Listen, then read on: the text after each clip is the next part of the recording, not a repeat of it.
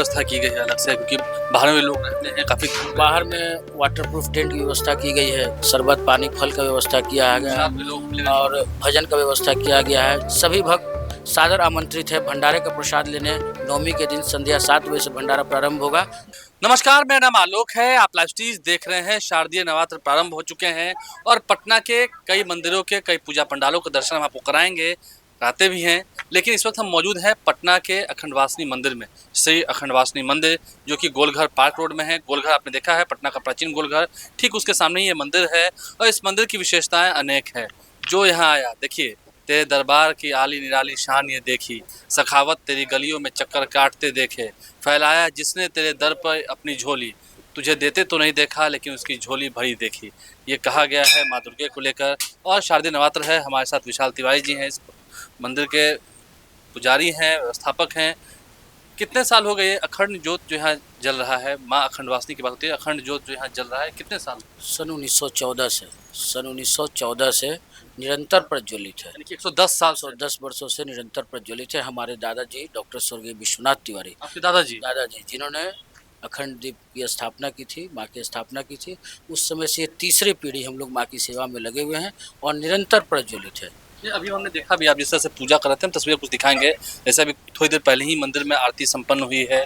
माँ की आरती की तस्वीर आप भी देखिए। घर बैठे आपको फल प्राप्ति हो, आप दर्शन करें। हालांकि अगर आप हैं बिहार में तो ज़रूर इस मंदिर में आए एक बार, क्योंकि यहाँ पर लंबी कतारें लगती हैं। कतार तो यहाँ पर काफ़ी लंबी लगती है।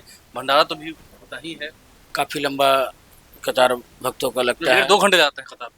6 घंटे लोग इंतजार करते हैं, क्योंकि गर्भगृह छोटा है और अलग से भी 9 दिन के लिए जिनका मनोकामना पूर्ण, उन भक्तों का भी अखंड अलग से जलता है 9 दिन के लिए। तो गर्भगृह छोटा होने के कारण थोड़ा दर्शन धीरे होता है, जिस कारण से लोगों को 5-5, 6-6 घंटा भी अष्टमी को, नवमी को इंतजार करना पड़ता है कतार में। इस साल क्या व्यवस्था की गई है अलग से, क्योंकि बाहर में लोग रहते हैं काफ़ी दूर? बाहर में वाटरप्रूफ टेंट की व्यवस्था की गई है, क्योंकि बारिश का मौसम है। इसको देखते हुए वाटरप्रूफ टेंट की व्यवस्था की गई है। उसमें पंखा कूलर का व्यवस्था किया गया है, शरबत पानी फल का व्यवस्था किया गया है और भजन का व्यवस्था किया गया है। जो लोग भी कतार में हैं अपना माँ का भजन सुनते रहें और कतार में धीरे धीरे आगे बढ़ते रहें। बाहर एक LED स्क्रीन लगाने की व्यवस्था की गई, जिसमें अंदर से लाइव माँ का दर्शन बाहर कराते रहेंगे। भंडारे की व्यवस्था की गई है। भंडारा नवमी के दिन है, नवमी के दिन ही भंडारा का व्यवस्था किया गया है। आपके माध्यम से जो भी सुन पा रहे हैं, सभी भक्त सादर आमंत्रित है भंडारे का प्रसाद लेने। नवमी के दिन संध्या 7 बजे से भंडारा प्रारंभ होगा, 11 बजे तक चलेगा। आप सभी लोग आए। अच्छा, इस मंदिर की विशेषता की बात होती है, हम माँ की मूर्त भी देखते हैं। यहाँ की मूर्त जो है सबसे अलग दिखती है, एकदम प्रसन्न चित्त, और लगता है कि हाँ, साक्षात देवी जगत जननी जो है वो आशीर्वाद दे रहे हैं। माँ को जितना भाव से उनका पूजा करेंगे उतना ही, और जितने भाव से आपका देखने का नज़रिया, आप जितने भाव से माँ को देखेंगे, आपको माँ जरूर दर्शन देंगे। आप कितने सालों से पूजा में लगे हो? पूजा तो जब से होश में है तभी से पूजा में है। दादाजी के साथ आप दादाजी थे, पिताजी हैं, जब से देखे तो आप दादाजी के साथ पूजा करते थे? तो उस समय भी, अब वो पूजा करते थे तो सामान देना, फूल देना कुछ, तो उसी समय से सीखते सीखते इस समय तक हुआ भी। होता है कि 20-30 साल से आप भी पूजा कर रहे हैं? हाँ, लगभग। अच्छा, आजकल के ट्रेडिशन की हम बात करेंगे। आजकल ट्रेडिशन में क्या होता है कि मंदिर को भी लोग मजाक समझ लेते हैं कई जगह पर। या गए तो पूजा नहीं किया, या दिखावा कर रहे हैं, सिर्फ प्रदर्शन हो रहा है, दर्शन नहीं। हाँ, दर्शन नहीं होता है। वो रील्स बनाने के लिए, जो नया ट्रेंड चला हुआ है, रील्स बनाने के लिए थोड़ा आ गए। थोड़ा दुर्गा पूजा फेस्टिवल चल रहा है तो इसमें थोड़ा पंडाल वंडाल में जाकर रील बनाए, और रहता है। वो तो सिर्फ दिखावे के लिए जाते हैं, पिकनिक मनाने के लिए जाते हैं, इसलिए उनका जवाब उनको मिलता है, उसी क्षण भी मिलता है। अब लोग केदारनाथ चले जाते हैं पिकनिक मनाने, प्रलय आ जाता है, बह के चले जाते हैं, कहाँ पता ही नहीं चलता है। आस्था से, श्रद्धा से जाइए, जैसे जाएंगे उसे वापस आएंगे, जिस भाव से जाएंगे उसी भाव से आएंगे। देखिए, इस मंदिर की विशेषता है, हम फिर से आपको कुछ तस्वीर दिखा रहे हैं कैसे पूजा सामग्री जो यहाँ बाहर में मिलती है उसकी व्यवस्था की गई है। यहाँ पर सुना है कि अड़हुल फूल और हल्दी ही 7 खड़ा हल्दी, 9 अड़हुल का फूल, 1 सिंदूर का पुड़िया। पूरे वर्ष प्रत्येक मंगलवार को माँ के पास लोग चढ़ाते हैं अपनी मनोकामना को लेके। माँ उनकी मनोकामना को पूर्ण करती है। नवरात्र में 9 दिन चढ़ाते हैं।